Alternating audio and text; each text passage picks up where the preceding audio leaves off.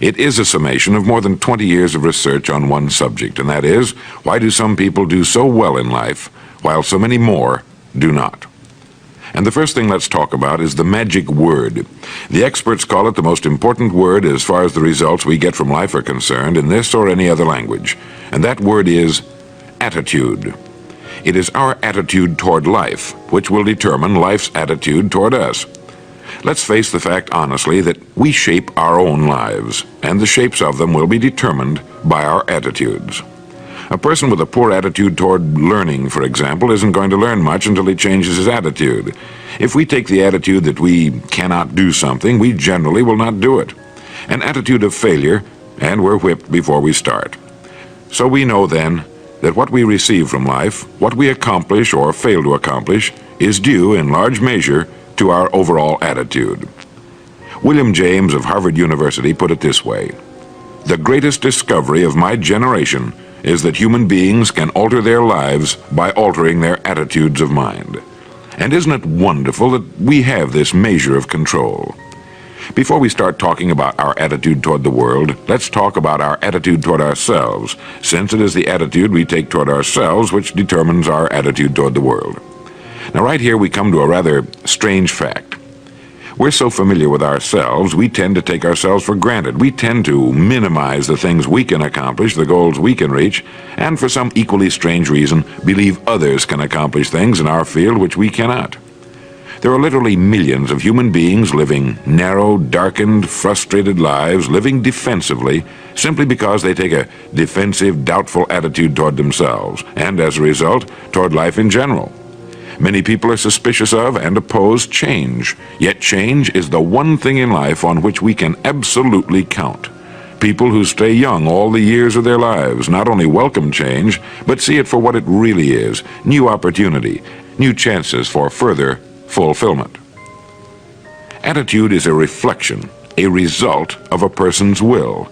It is incalculably powerful. It can bring about marvelous results for us, but we need to train it patiently, day by day.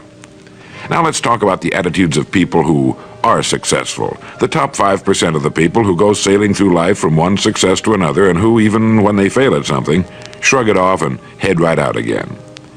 No matter who the person is or what he does, men and women in sales, business executives, people in all the professions, wives and mothers, students, top people in the armed forces, public servants, men and women in the service of religion, working men and women in all fields of endeavor, wherever you find a person doing an outstanding job and getting outstanding results, you will find a person with the right kind of attitude.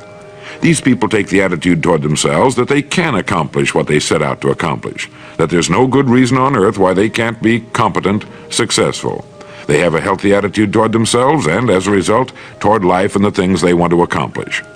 And because of this, they achieve some remarkable things, and they come to be called successful, outstanding, brilliant, lucky, and a lot of other things.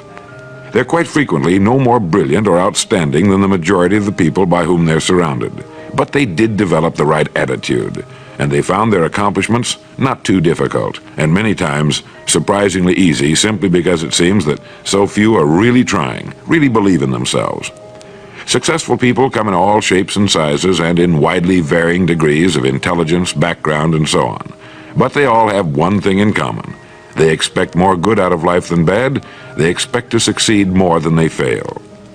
If you want something worthwhile, take the attitude that there are a lot more reasons why you can have it than there are that you cannot, and set out to earn it.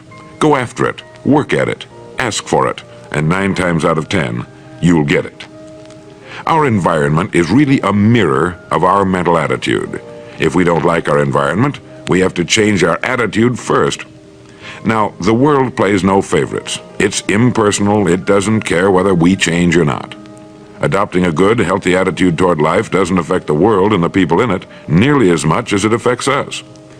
It would be impossible to even estimate the number of jobs which have been lost, the number of promotions missed, the number of sales not made, the number of marriages ruined by poor attitudes. But you can number in the millions the jobs which are held but hated, the marriages which are tolerated but unhappy, all because of people who are waiting for the world and others to change toward them, instead of being big enough and wise enough to at least make a test which will prove beyond any shadow of a doubt where most or at least a big part of the trouble lies. Studies made of the lives of literally thousands of successful people have shown that they radiate confidence, assurance, they expect success, and they get success. You can spot these people by the way they walk, by the way they look and act. You can feel it about them when they enter a room. They may be short and fat, or tall and thin, or any combination in between, but they have about them the attitude of success. In the record Greener Pastures, I'll get into this next statement, but right now I want you to realize, if you don't already, that in 5 years or less, you can get right to the top of the work you're now doing.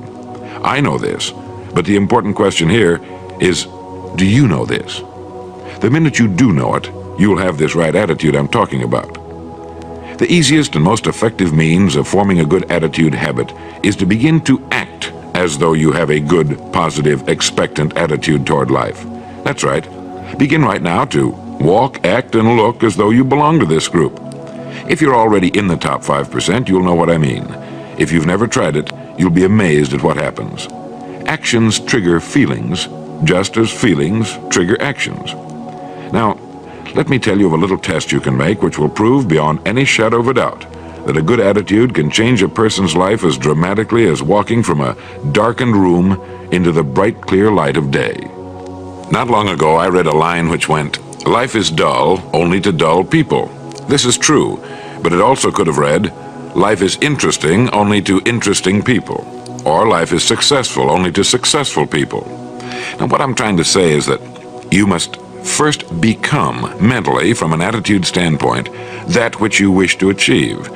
A famous restaurateur was being interviewed by a reporter who asked, "When did you become successful?" He replied, "I was successful when I was sleeping on park benches, because I knew what I wanted to do and that I would do it."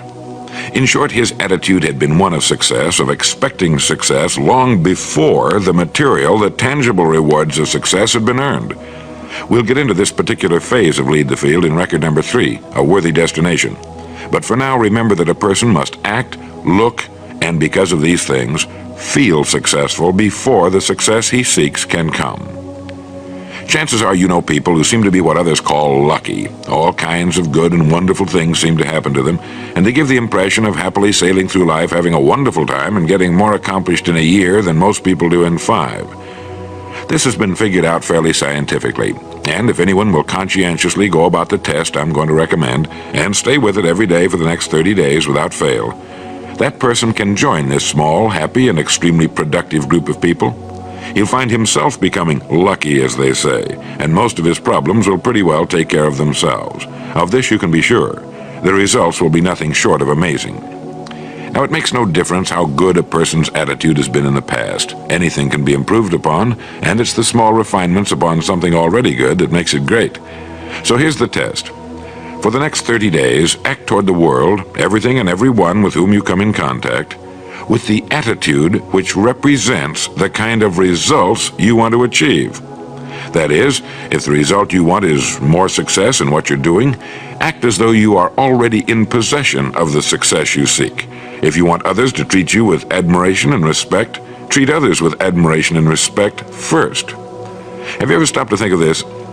Every human being on earth is the most important human being on earth as far as he or she is concerned. You may never get anyone to admit it, but it's a fact. So for the next 30 days, treat every person with whom you come in contact as the most important person on earth, remembering as you do so that as far as that person is concerned, he is.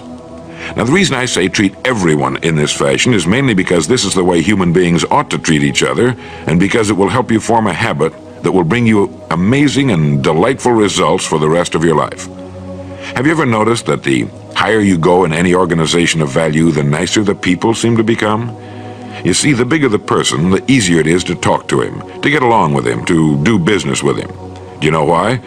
It's because he's got a good attitude, and people with the best attitudes just naturally gravitate toward the top. So for 30 days, act toward others and the world at large in exactly the same manner you want the world and others to act toward you. Treat your wife or husband as the person he or she really is, the most important person in your life. And the same with the children.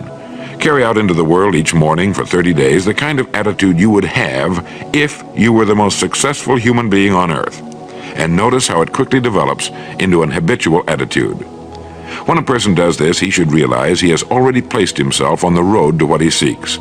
He is right now in the top 5% of the people in this or any other country. He has prepared the ground and planted the seed. He has made of himself a magnet, an embodiment of that which he seeks. Before metal can be cast into a desired shape, the mold, the expectant receptacle, must first be fashioned. Before a building can be erected, the excavation must be made and the foundation laid.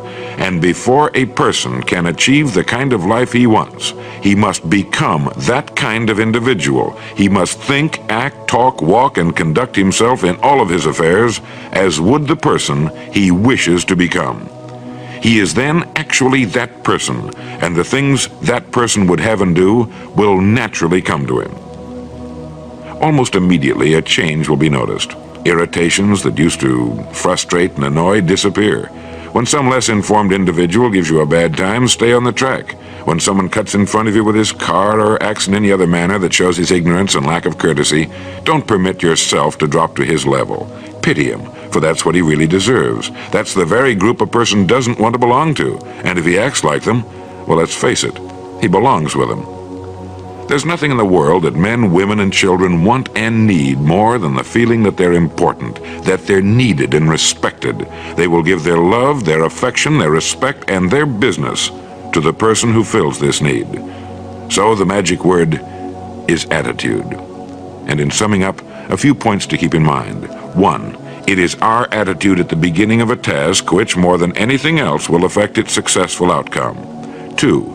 It is our attitude toward life which determines life's attitude toward us. 3. We are interdependent. It is impossible to succeed without others. And it is our attitude toward others which will determine their attitude toward us. 4. Before a person can achieve the kind of life he wants, he must become that kind of individual. He must think, act, talk, walk, and conduct himself in all of his affairs as would the person he wishes to become. 5. The higher you go in any organization of value, the better will be the attitude you'll find. 6. Your mind can hold only one thought at a time, and since there's nothing at all to be gained by being negative, be positive. 7. The deepest craving of human beings is to be needed, to feel important, to be appreciated. Give it to them, and they'll return it to you. 8. Look for the best in new ideas. As someone said, I've never met a person I couldn't learn something from. 9.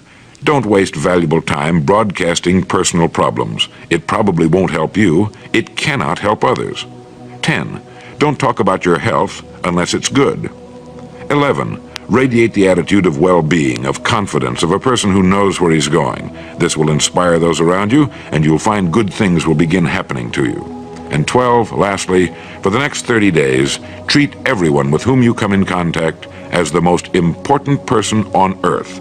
If you'll do this for 30 days, you'll do it for the rest of your life. In the next recording, I'll talk to you about greener pastures. But now in closing, remember the words of Walter Dill Scott of Northwestern University. Success or failure in any undertaking is caused more by the mental attitude even than by mental capacities. Thank you.